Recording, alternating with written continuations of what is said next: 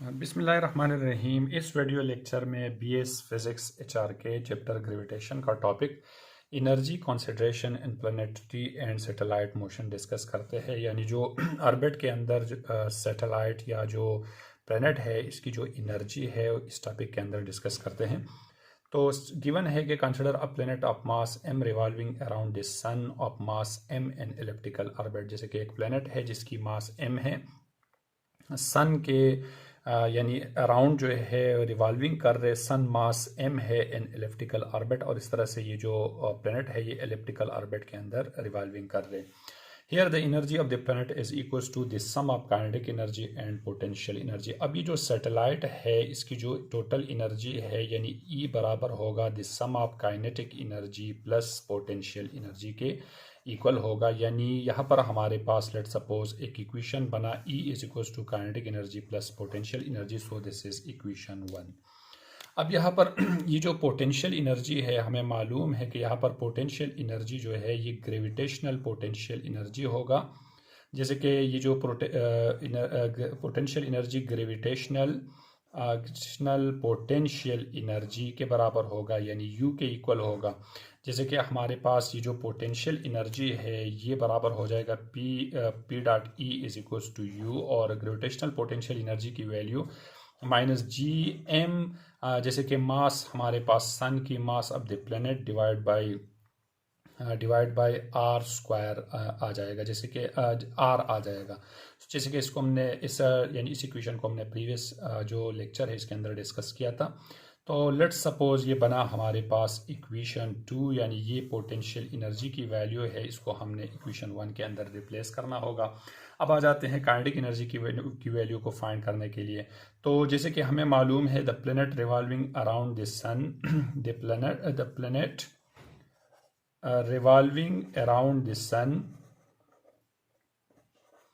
revolving around the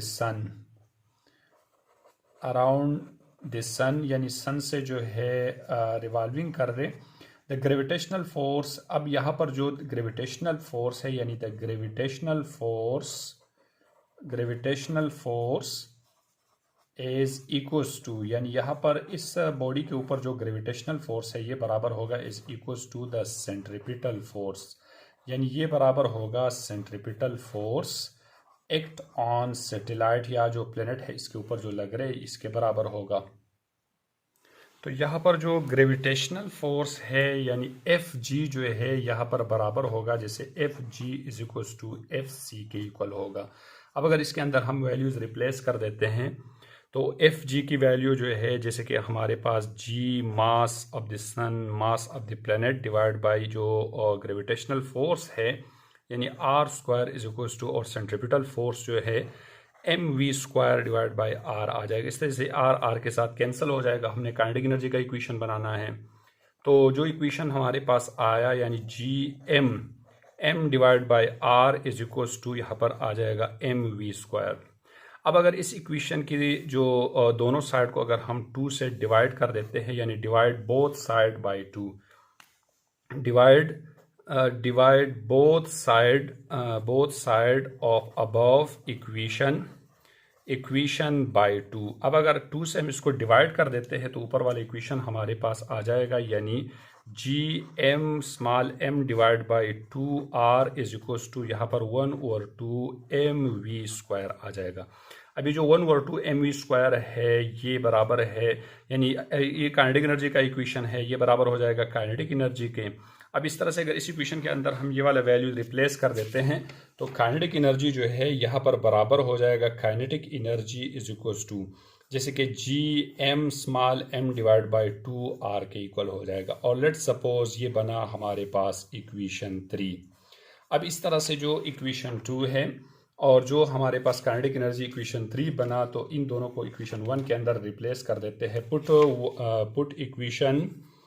put equation 2 and 3 and equation 1। अब अगर इसको हम इक्वेशन 1 के अंदर रिप्लेस कर देते हैं तो इक्वेशन 1 हमारे पास आ जाएगा, जैसे कि E is equals to kinetic energy जो है यहाँ पर बराबर है GM small m divide by 2R, और यहाँ पोटेंशियल एनर्जी जो है minus G capital M small m divide by R के इक्वल है।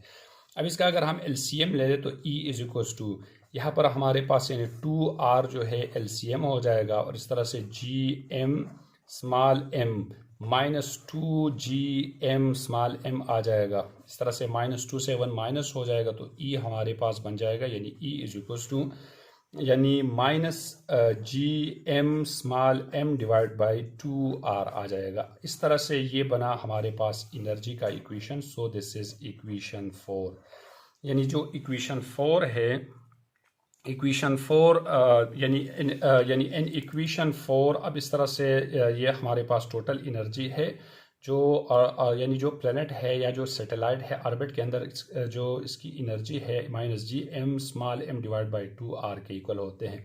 अब यहाँ पर ये जो नेगेटिव साइन है इन इक्वेशन 4, अब इस इक्वेशन 4 के अंदर द नेगेटिव साइन, ये जो नेगेटिव साइन है, साइन शो दैट, ये शो करा रहे, show that the energy is attractive, यानी ये जो ग्रेविटेशन, यानी ये जो एनर्जी है, द एनर्जी इज अट्रैक्टिव, यानी नेगेटिव साइन का मतलब ये है यहाँ पर इस इक्वेशन के अंदर के एनर्जी जो है अट्रैक्टिव है।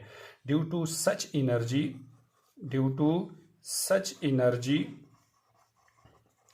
द प्लेनेट्स या जो सैटेलाइट है या प्लेनेट है ऑलवेज बाउंड, यानी ये जो सैटेलाइट है always bound to the attracting, यानी ये जो अट्रैक्टिंग है, यानी इसी की वजह से है अट्रैक्टिंग सोलर सेंटर, यानी ये जो सोलर सेंटर है इसकी तरफ अट्रैक्टिंग होते हैं। जैसे कि हमारे पास यहाँ पर सोलर सेंटर जो है सन है, एंड नेवर यानी एस्केपिंग फ्रॉम इट, और ये जो फील्ड है यानी जो ऑर्बिट है इससे एस्केप नहीं होते हैं। अब यहाँ पर अगर हम यहाँ पर देखें तो पोटेंशियल एनर्जी के साथ नेगेटिव साइन था और काइनेटिक एनर्जी के साथ नेगेटिव साइन नहीं था। तो इस तरह से द काइनेटिक एनर्जी जो है, kinetic energy can never be, यानी काइनेटिक एनर्जी जो है कैन नेवर बी नेगेटिव, ये कभी भी नेगेटिव नहीं हो सकते हैं। It will be zero. अब ये हमारे पास ज़ीरो होगा व्हेन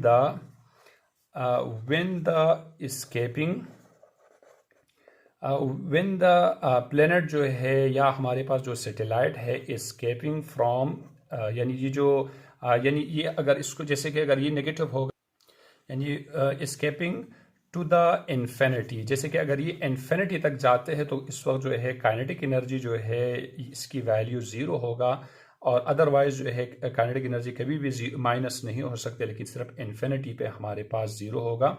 या the separation goes to infinity, या जो सेपरेशन है, सेपरेशन गोज़ टू इन्फिनिटी, तो तब जो हमारे पास काइनेटिक एनर्जी है इसकी वैल्यू जो है वो ज़ीरो होगा, अदरवाइज जो है काइनेटिक एनर्जी नेगेटिव नहीं होगा। द पोटेंशियल एनर्जी जो है इस सैटेलाइट के, potential energy is always negative. अब ये जो है हमेशा नेगेटिव होगा, always negative. It will be zero, it will be zero at infinity. Potential भी एनर्जी भी जो है यानी जो इन्फिनिटी है इस पे ज़ीरो होगा। एट इनफाइनाइट या जो इन्फिनिटी है या इनफाइनाइट सेपरेशन पे पोटेंशियल एनर्जी जो है सैटेलाइट का ज़ीरो के इक्वल होगा। तो इस तरह से हमारे पास जो इक्वेशन बना, यानी इक्वेशन 4 में नेगेटिव साइन है, ये हमें ये शो करा रहे कि एनर्जी जो है ऑलवेज अट्रैक्टिव है, और ये जो इस एनर्जी अट्रैक्टिव एनर्जी की वजह से जो सैटेलाइट है वो ऑलवेज बाउंड होते हैं, यानी जो ऑर्बिट्स है इसके अंदर, और या जो यानी इसी की वजह से, यानी इस बाउंड एनर्जी की वजह से जो सैटेलाइट है वो एस्केप नहीं होते हैं। अब जो काइनेटिक एनर्जी है वो कभी भी नेगेटिव नहीं हो सकते, और जैसे कि अगर प्लैनेट जो है इन्फिनिटी पे या सेपरेशन जो इनफाइनाइट सेपरेशन पे जाते हैं तो वहाँ पर हमारे पास काइनेटिक एनर्जी ज़ीरो के बराबर होगा, और पोटेंशियल एनर्जी जो है ये हमेशा प्लैनेटरी मोशन में नेगेटिव होगा, और इन्फिनिटी पे या इनफाइनाइट सेपरेशन पे पोटेंशियल एनर्जी ज़ीरो के बराबर होगा। तो ये था concept energy consideration in planetary and satellite motion related. अल्लाह हाफिज़।